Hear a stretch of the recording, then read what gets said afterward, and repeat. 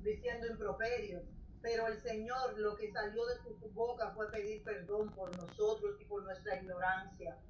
Y como lo deja estipulado en su propia palabra, que su pueblo se pierde por falta de conocimiento. Y por falta de conocimiento, Jesús fue crucificado en aquella cruz. La palabra del perdón nos deja tres enseñanzas. El ejemplo de perdón, el llamado a perdonar y la invitación al perdón. El ejemplo del perdón, porque Jesús, siendo azotado 40 veces, dice la palabra, le pusieron una corona de espinas, lo escupían, le dieron golpes, le quitaron el manto para seguir golpeándolo. Aún así, él pensó en perdonar a las personas que le venían haciendo ese daño. Jesús muestra compasión. Le atravesaron clavos, se burlaban de él. Le pusieron un letrero de "es el rey de los judíos". Uno de los ladrones, si tú eres el rey de los judíos, ¿por qué no te salvas? Los soldados se burlaban de él, todo el mundo se burlaba de él, y él inclusive dentro de ese dolor y esa burla, él pensó en el perdón de esas personas que en ese momento no sabían lo que estaban haciendo y no sabían quién era él. Como no sabemos nosotros, muchos de nosotros hoy día, quién es Jesús, y andan por el mundo buscando fuera de él, cuando fuera de él no hay nada. La crucifixión en sí misma era una forma cruel de ejecución, reservada solo para los criminales más despreciados. Y así murió Jesucristo. Y era acompañada de un dolor agonizante y una humillación pública. El ejemplo de perdón, Jesús muestra cómo perdonar. Porque aún él siendo sacrificado, piensa en el perdón en primera instancia y hasta su último respiro. Y nosotros tenemos que perdonar de la misma forma que Cristo nos ha perdonado a nosotros. El llamado a perdonar, el Señor nos desafía. Para nosotros los cristianos no es opcional el perdón, porque cuando usted no sabe perdonar en su mundo, usted no está teniendo una comunión con el Señor, porque el Señor nos llama a perdonar para nosotros poder ser perdonados. Amén.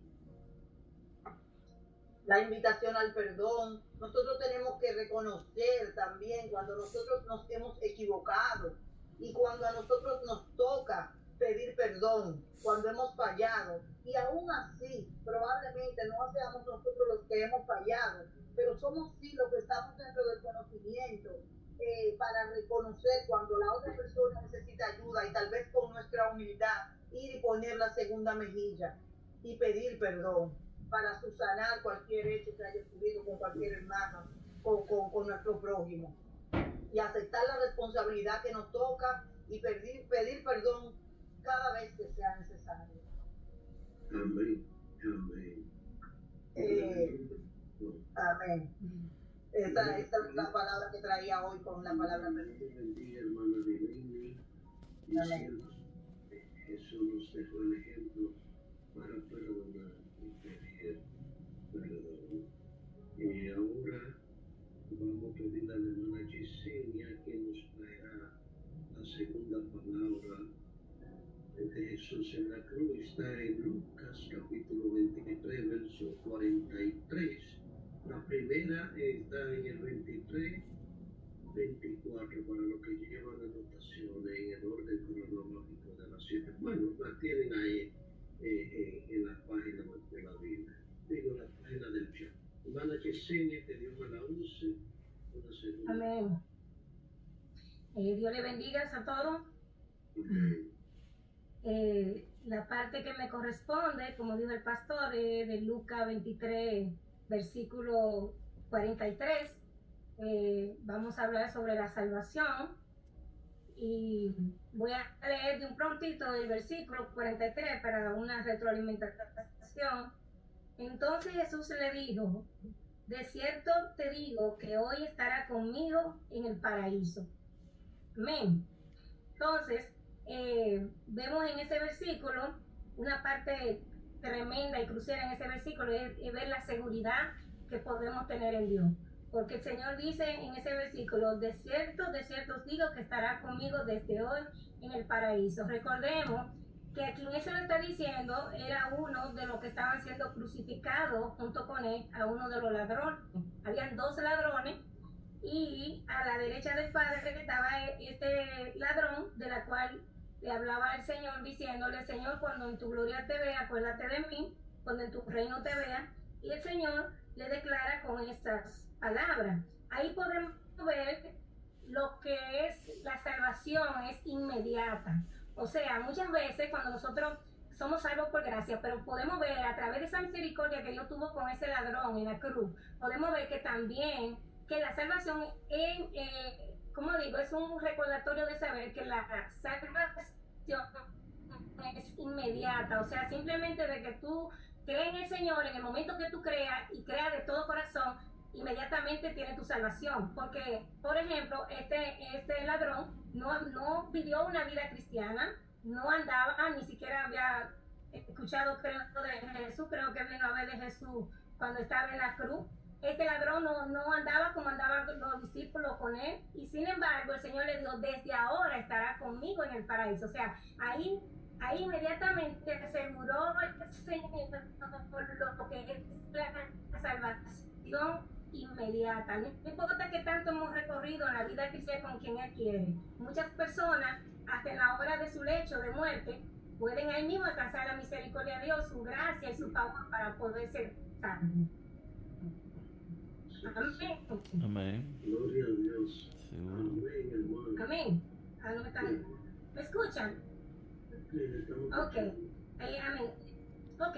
Otra cosa que demanda este versículo, donde dice, es que podemos tener una relación con el Señor, porque dice, estará conmigo en el paraíso. Esa es una forma de nosotros entender que aunque estamos teniendo el Espíritu Santo en nuestra vida aquí en la tierra, también vamos a disfrutar de la relación con Dios en la eternidad. Y eso es maravilloso, tener esa seguridad de que vamos a tener algún día a nuestro Padre Celestial conviviendo con Él en la eternidad, porque dice que estará conmigo. El Señor no solo está con nosotros aquí, como nos lo ha prometido el Espíritu Santo de Él, sino que también vamos a disfrutar en la eternidad de una relación con Él. Entonces estará conmigo desde hoy en el paraíso. Amén. Entonces, la otra parte que yo veo aquí, que es tremenda también, es donde dice que es un lugar para siempre, y se estará conmigo para siempre en el paraíso. O sea, el Señor se fue, dijo que iba a preparar mi morada, y en esa palabra de la salvación, donde dice que vamos a estar para siempre, también es una seguridad de que si hemos permanecido en el Señor, como somos salvos por gracia, vamos a estar para siempre con Él en esa patria celestial donde Él fue a prepararnos para nosotros, para lo que hemos creído y lo que vivimos cada día para seguir su santa y bendita voluntad. Algo bien que también puedo ver en este versículo donde dice, entonces Jesús le dijo, de cierto te digo, hoy estarás conmigo en el paraíso. Podemos ver también lo que es una también, como dije anteriormente, una seguridad en Dios que nosotros podemos tener. Nuestra salvación, hay dos formas que yo quise ver aquí. Recordemos que habían dos ladrones que estaban siendo crucificados al lado de Jesús. Y esto me lleva a mí a pensar que cuando Jesús tiene esta conversación con con el ladrón, de la cual alcanzó misericordia y salvación, veo que también nos hace notar lo que son dos grupos de personas. El otro que estaba al lado de él también era un ladrón, era una persona que también estaba siendo crucificada, pero él no aceptó la salvación, puesto que él simplemente estando ahí y aún diciéndole al otro ladrón, mira, fíjate, pero este no ha hecho nada, nosotros sí, nosotros hemos hecho de todo, y tú ni siquiera, prácticamente lo que le quiso decir, tú ni te arrepientes, porque no te arrepientes también. O sea que aquí vemos también dos grupos de personas en estos dos ladrones, dos personas, los que sí aceptan la palabra, los que sí son salvos, los que sí deciden creer en el Señor, y el otro ladrón representa aquellos que niegan de la verdad de Dios. porque aún estando ahí no quiso recibir la salvación. En esto, hermano, yo en este versículo 43 veo que verdaderamente aún en medio de la cruz, como decía Dileni, aún en medio del dolor, aún en medio de que su cuerpo ya había sido lacerado, de que ya estaba ahí que ya estaba crucificado, vemos la bondad y la misericordia de Dios, aún trabajando en medio del sufrimiento.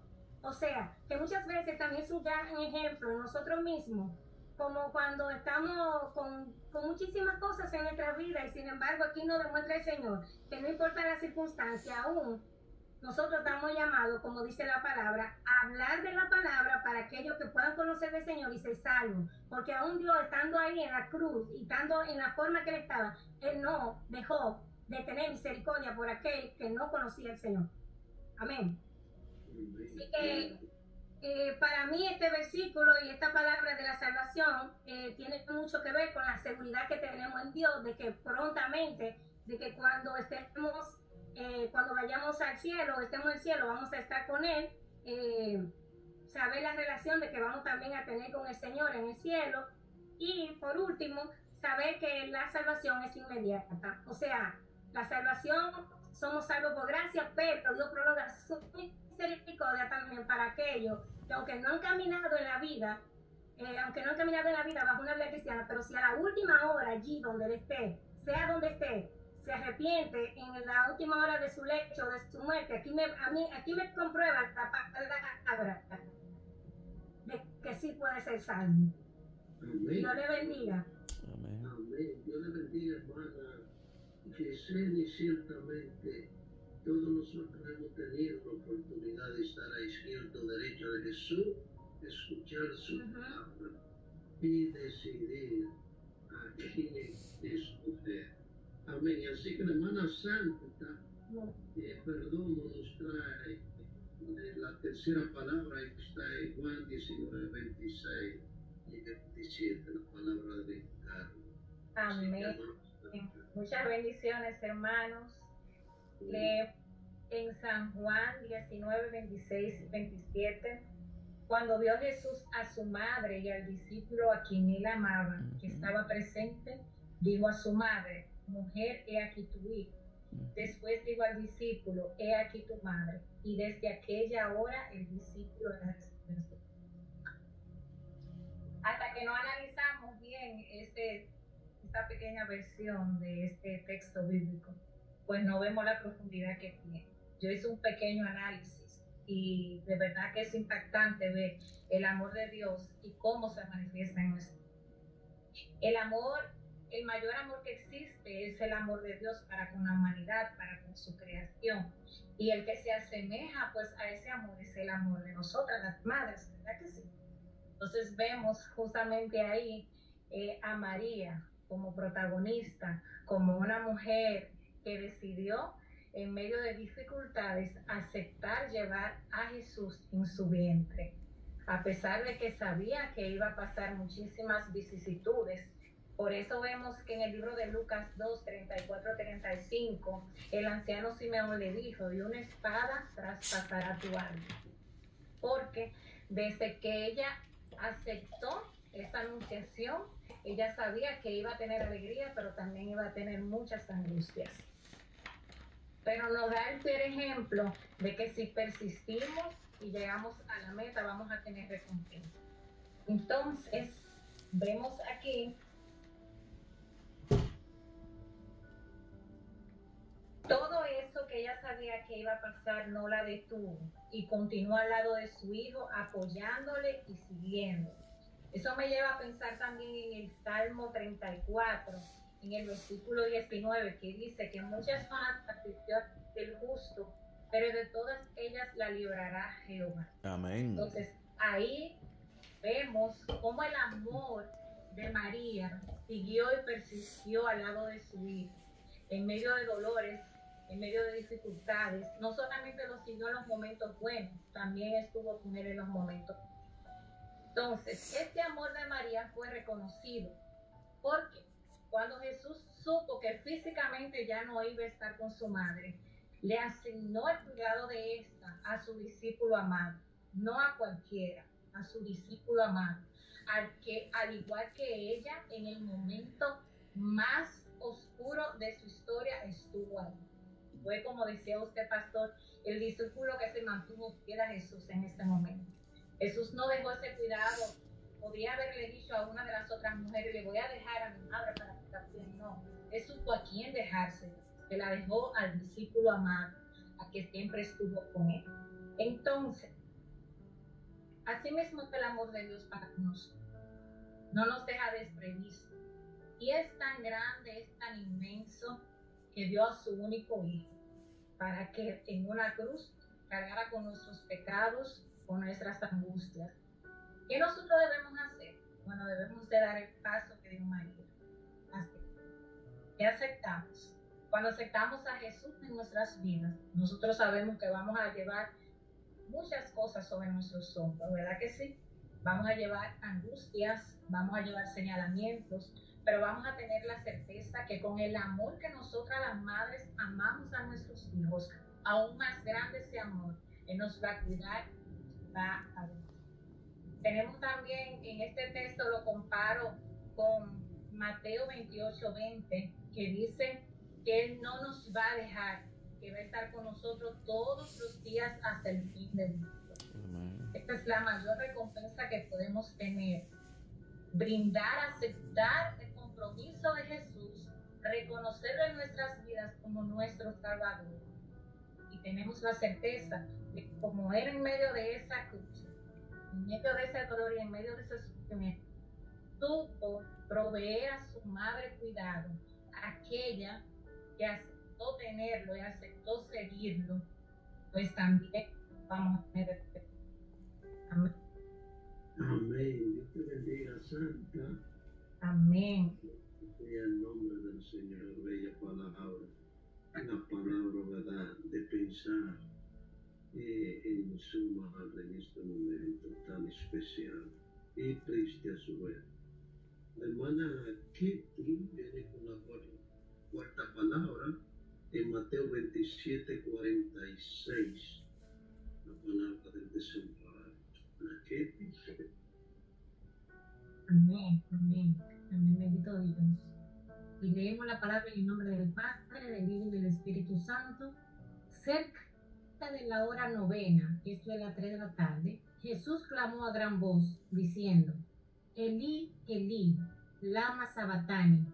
Esto significa en arameo, Dios mío, ¿por qué me has desamparado? Estas son una de las últimas frases que dijo Jesús en la cruz antes de morir. Y eso nos hace pensar, ¿nos abandona Dios? Estas palabras son muy duras y pueden ser muy difíciles de entender. ¿Por qué dijo Jesús, Dios mío, ¿por qué me has desamparado? ¿Acaso fue cierto que Dios lo había dejado completamente solo en la cruz, en aquel momento tan difícil? Bueno, esas palabras de Jesús tienen mucho que ver con el propósito por el cual Él vino como humano aquí a la tierra. En Juan 3:20, por cuanto todos pecaron, están destituidos de la gloria de Dios. ¿Qué quiere decir? Que el pecado separa al hombre de Dios. Dios es santo y nosotros como seres humanos somos pecadores por naturaleza. Todos pecamos. Entonces, ¿cómo podemos acercarnos a Dios? Es la pregunta. Y ahí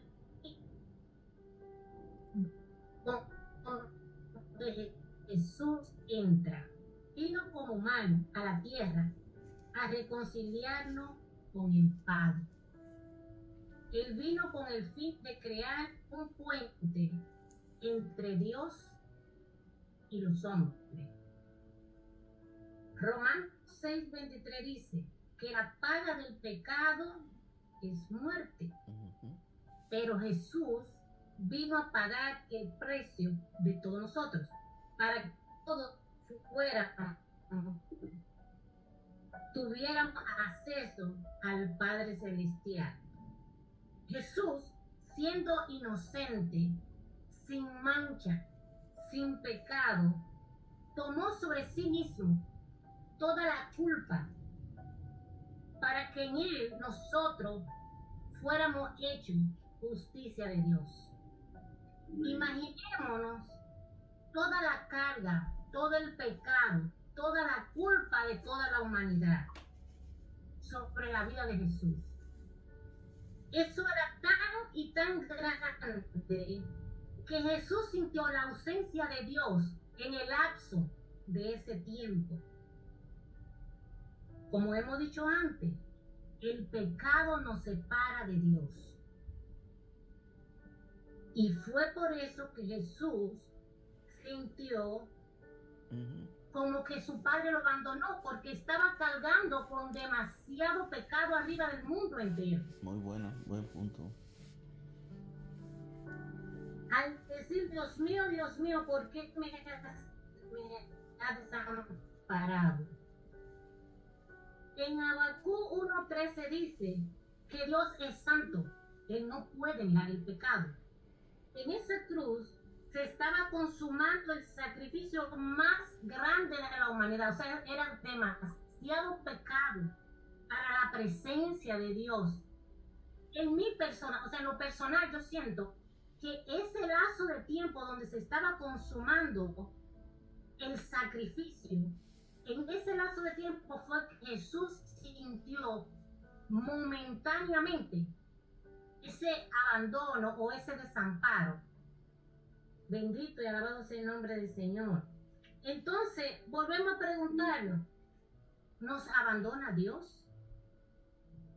¿Puede Dios amoroso desamparar a los suyos? No, de ninguna manera, en lo absoluto. Recuerden que Dios no desamparó a Daniel en el foso de los leones, allá en Daniel 6:10 en adelante. Recuerden que Dios no abandonó a los tres hebreos, Mesach, Saga y Abednego, en Daniel 3:20. Y la voz que sacó a Lázaro de la tumba es la misma voz que a diario te dice, no temas, estoy contigo. Bendito y alabado sea el nombre de Dios. Cada uno de nosotros somos testigos fieles de que Dios no abandona, de que Dios no desampara al suyo. Nunca nos ha desamparado. Bendito Dios.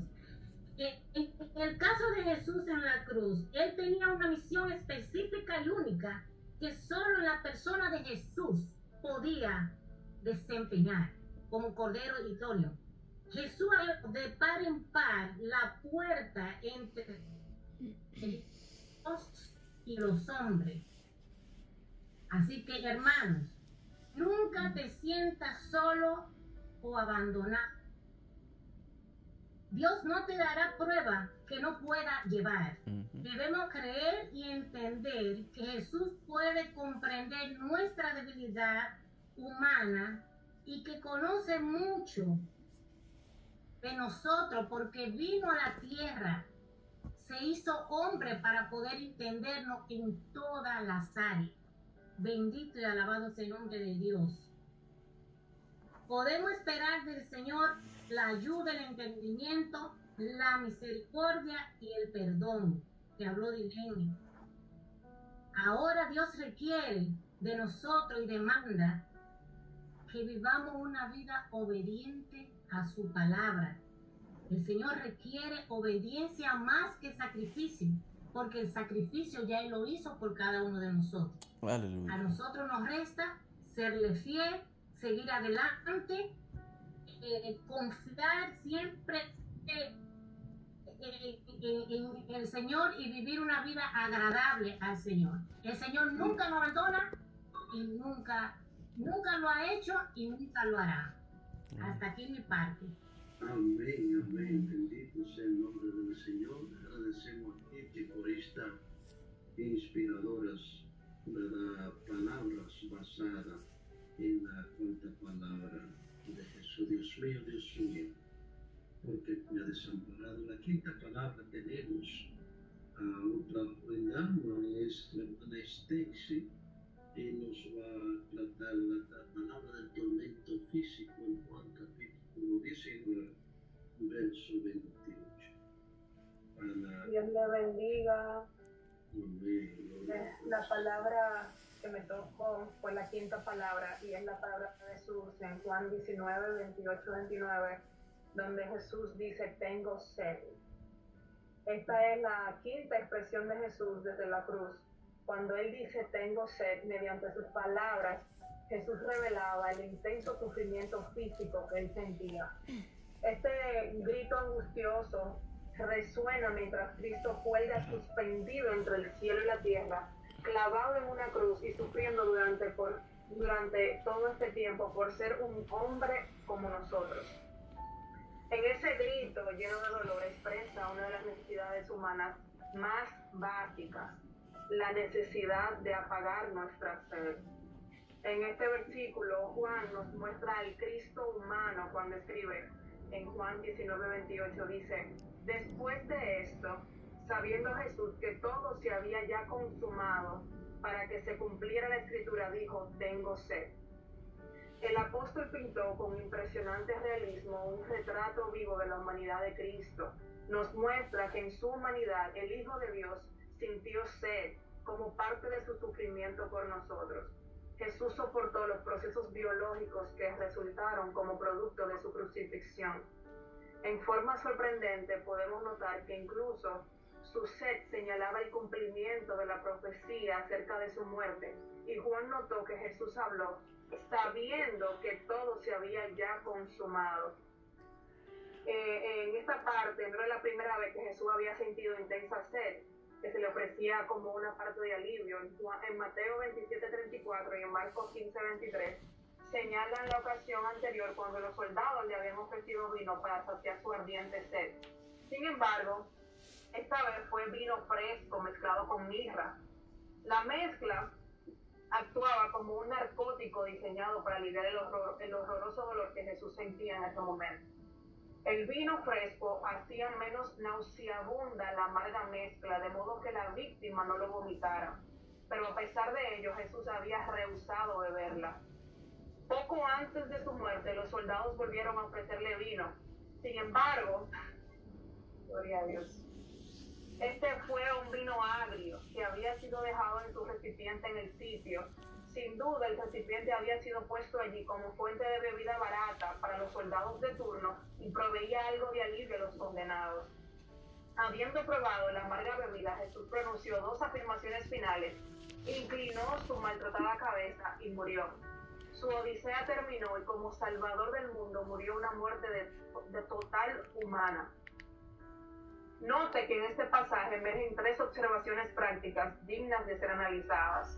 Primero, presten atención aquí, el pasaje muestra la verdadera humanidad de Cristo. El que le había prometido agua viva a la mujer junto al pozo moría sintiendo sed. Esta es la asombrosa paradoja de la encarnación. Dios logró la redención convirtiéndose en un ser humano como los que necesitan ser redimidos. Wow, esto me voló la cabeza, señores. Segundo, Jesús empezó su ministerio con hambre y lo terminó con sed. El ministerio del Mesías estaba enmarcado en humanidad. Jesús pasó en el desierto más de un mes sin comida cuando fue tentado por Satanás. Después de salir de su prueba en el desierto, su cuerpo sin duda mostraba las señales de la falta de comida y la exposición a la inclemencia de los elementos. Pero eso de ninguna manera disminuyó su deidad, más bien reafirmó su humanidad. La Escritura certifica que fue tentado en todo como nosotros, pero sin pecado. Finalmente, el pasaje nos muestra claramente el desprendimiento del Salvador. En toda la odisea que Jesús tuvo que vivir, pensaba en las necesidades de los que los rodeaban. Esto lo puede notar con claridad aún en sus últimos momentos de vida, pues sus palabras desde la cruz reflejaban su amor por los ladrones moribundos, lo que mencionaba Yesenia, y seres queridos afligidos antes que preocupación por sí mismo. Solo pocos momentos antes de su muerte, Jesús pensó en sí mismo y pidió de beber, solo para que le ofrecieran vino barato y descartado. Su actuación refleja que el Salvador verdadera y completamente se despojó a sí mismo, haciéndose obediente hasta la muerte y muerte de cruz. Eso lo dice en Filipenses 2:8. Aleluya. Bendito Dios. Ojalá que nunca dejemos de asombrarnos de lo que ocurrió con nuestro Señor Jesucristo en su cruz, y mucho menos que fue nuestra indignidad lo que la hizo que la cruz existiera. Aleluya. Hasta aquí. Amén. Dios te bendiga, Stacy, y gracias, ¿verdad? Porque ella, desde su trabajo, ¿verdad?, sacó ese momento. Salí afuera a poder hacer. Gloria a Dios. Dios te bendiga, bendito y alabado sea el nombre del Señor. Y vamos ahora a pasar con la sexta palabra. Vamos a jugar un poquito rápido porque le tengo de su pequeño ejercicio con algunas preguntas sobre eso, algunas puntualizaciones. La hermana Maggie está en Juan 19:30 y ella tiene la sexta palabra de Jesús en la cruz, la palabra de redención. Amén, amén. Que me les bendiga. La sexta palabra se encuentra en San Juan 19:30. Dice: cuando Jesús hubo tomado el vinagre, dijo: consumado es. Y habiendo inclinado la cabeza, entregó el Espíritu. Amén. Esta palabra, consumado es, en griego, quiere decir tetelestai, que significa pagado en su totalidad. Entonces nosotros vemos que por qué Jesús declara estas palabras en la cruz del Calvario, qué nos quería significar esta palabra. Sencillamente la humanidad, o nosotros, incluyéndonos nosotros, estábamos muertos en nuestros delitos y pecados, estábamos separados de la gloria de Dios.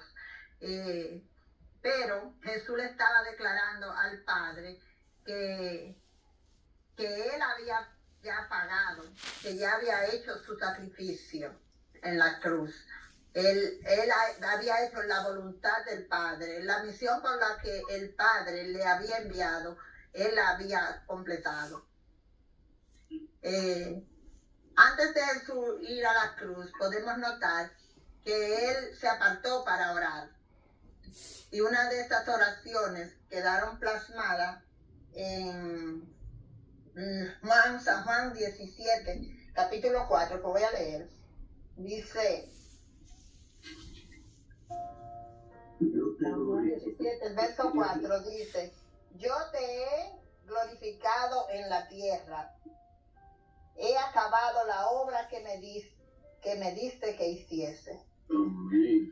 Amén. Oh, santo, bendito sea el Señor. El Señor Jesucristo ya había hecho su ministerio, había sanado los enfermos, había echado fuera demonios, había completado ya la obra que el Señor le había dado, había sanado los enfermos, había libertado de la opresión espiritual en la que se encontraban, porque no tenían acceso al Padre. Sabíamos nosotros que anteriormente a Jesús los pecados eran sanados por un macho cabrío, y Jesús vino a ser ese macho cabrío para libertarnos totalmente del pecado. Él había ya enseñado la palabra, había hecho su ministerio, había declarado las buenas obras, el verdadero evangelio revelado en la tierra, y también había cumplido la ley y a los profetas. O sea, él venía, le había dado sentido a la ley, a los profetas. Él no vino a derogar la ley, sino que él vino a cumplirla. Pero él se enfrentó con los fariseos, los jefes, los que gobernaban en ese tiempo, los fariseos, saduceos, los escribas, que ellos lo habían convertido en una tradición de hombre. O sea, ellos quebrantaban y creían que conocían a Dios, pero realmente ellos no le conocían. Estaban muy lejos de la verdad, y ahí fue cuando Jesús lo enfrentaba y él le decía que ellos pretendían que conocían a Dios, pero estaban muy fuera de la realidad porque estaban muertos espiritualmente. Ellos, por eso ahí en el pasaje de Mateo 23, 27 es que Jesús le dice: ustedes son sepulcros blanqueados, por fuera aparentan ser justos, pero a los ojos de la gente, ellos pretendían a los ojos de la gente ser justos, pero por dentro estaban llenos de hipocresía y de maldad. Oh, bendito Dios, el Señor enfrentó a esos gobernantes. Dice en Lucas 19:10, nos dice que el Hijo del Hombre vino a buscar y a salvar lo que se había perdido. Por eso Jesús dijo: consumado es, porque Él había pagado por la humanidad. Pagó nuestra redención, el acceso a la vida, pasó de muerte a vida, y no solo murió, sino que resucitó, y nosotros tenemos vida. Él dio vida a nosotros, cuando estábamos muertos en nuestros delitos y pecados, y tenemos esta libertad, este acceso. El velo del templo se rasgó en dos y ya no necesitamos de más, sino que del sacrificio de Jesús. Por eso Jesús dijo: consumado es, porque esa palabra implica victoria, libertad, trasciende del tiempo hasta la eternidad. Amén. Así que nosotros tenemos que dar gracias hoy en día porque tenemos entrada gratuita. No necesitamos intervenciones, no necesitamos a alguien que nos lleve a la redención de Cristo. No hay intercesores. Jesucristo fue el que intercedió por nosotros, y tenemos esa libertad de hoy honrar su nombre, de bendecir su nombre y de depender enteramente de Él. Amén. Amén. Dios bendiga. Hasta aquí mi padre. Nuestra hermana Maggie la estamos siendo bien dinámica, ¿verdad? En esta exposición los bendecimos. Y la última palabra de Jesús en la cruz está, ¿verdad?, en Lucas 23:46, Mateo 27:50. Y vamos a escuchar a la pastora con esta séptima palabra de Jesús en la cruz.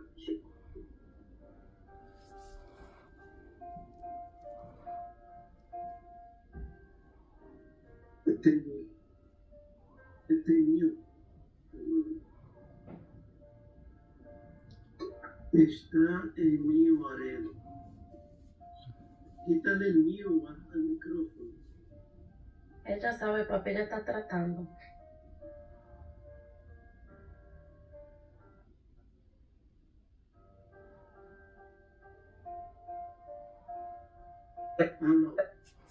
Te pegó el. Sí, ya se escucha. Sí. Dios me los bendiga, amados hermanos. Pastor, en Lucas 23:46 hasta la última palabra que pronunció Jesús antes de expirar en la cruz injertados. Padre, en tus manos encomiendo mi espíritu. Padre, te da en esos momentos la suma potestad a su Padre. Y en sus manos encomienda tu espíritu. La palabra encomendar es encargar. Y usted, mi hermano, nunca le encarga algo importante de su vida a la persona que no vaya a. Usted por esta palabra, mira, te encargo hasta que. Significa, ¿verdad? Guárdame, protégeme hasta que yo regrese, hasta que yo te avise, ¿verdad que sí? El Señor Jesucristo encomendó tu espíritu, que es algo muy valioso. Lo más valioso. ¿Saben por qué? Porque el hombre puede matar tu cuerpo. Siempre vivir. Y quiero, antes de comenzar, dar en claro a ustedes, mis hermanos, para que las cosas valiosas que ustedes tienen en su vida no la encomienden en manos de cualquiera. Últimas palabras de una persona que está a punto de morir como murió Jesús, en persecución y en medio de injusticia. Tienen mucho que decir de los valores de esa persona, ¿verdad que sí? Cuando Jesús pronuncia estas palabras de entregar su espíritu al Padre, nos da a nosotros la luz de los grandes valores que habían en él y de cómo él se consideraba y dependía del Padre.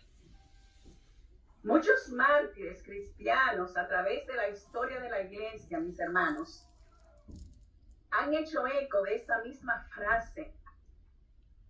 Y cuando han estado delante de persecución, cuando han sido quemados vivos, cuando han sido descapitados o a punto de ser descapitados, han hecho eco de esta misma frase de Jesús: Padre, en tus manos encomiendo mi espíritu, porque ellos tenían la esperanza viva de que Cristo murió, también le esperaba la resurrección con Cristo, y lo demostró.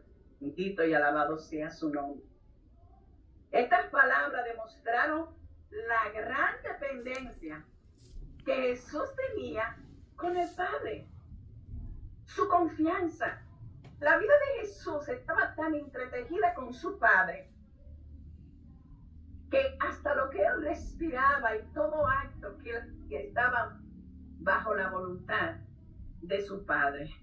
Y es un gran ejemplo para nosotros de que nosotros también tenemos que entregar todo al Padre y que debemos de vivir y tratar de cumplir su voluntad así como él fue obediente hasta la cruz. Con estas palabras también venía a depositar el sacrificio en el altar de la cruz y en manos de Dios, mis hermanos, porque no debemos ofrendar, dar todo nuestro sacrificio a Dios. Cristo, antes de exhalar su último suspiro, expresó, mis hermanos, en estas palabras que había terminado con su función de mediador. Él había sido, ¿verdad?, el holocausto. Había venido como holocausto y ahora se presentaba como expiador. Expiaba el pecado tuyo y expiaba el pecado mío. La voluntad del oferente era un requisito, es decir, que el que se ofrendaba o el que sacrificaba debía de ser por voluntad. Ese era un requisito indispensable para que este sacrificio fuera aceptado. Y asimismo Cristo lo hizo voluntariamente desde su entrada como holocausto, como también hasta su expiación. Como escribió Bossuet, que era un destacado clérigo, filósofo, predicador, intelectual francés, oigan estas palabras que me tocaron el corazón. Lo más grande del mundo, Cristo. Lo más grande de Cristo, su pasión y muerte. lo más grande de su pasión, su último, pues en él se consumó la obra de nuestra redención. Bendito y alabado sea el nombre de nuestro Cristo. Así pues, Cristo puso en manos del Padre su Espíritu para entonces recobrarlo, como todos nosotros sabemos, al tercer día, mediante su resurrección. Cuando Cristo da este grito o dice estas últimas palabras, no lo dice en voz baja, dice que fue como un clamor. Su último testimonio delante de todos aquellos, especialmente de los soldados, de su dependencia al Padre y de que Él entregaba todo, aún por ellos mismos, que lo estaban matando. Bendito y alabado sea el nombre del Señor. Estas palabras también de Cristo fueron unas palabras tomadas del Salmo 31:5, que quiero leérselo para que ustedes vean que Jesús, aún en medio de su dolor, aún en medio de su muerte, murió con la palabra de Dios en su boca. Dice el Salmo 31:5, en tu mano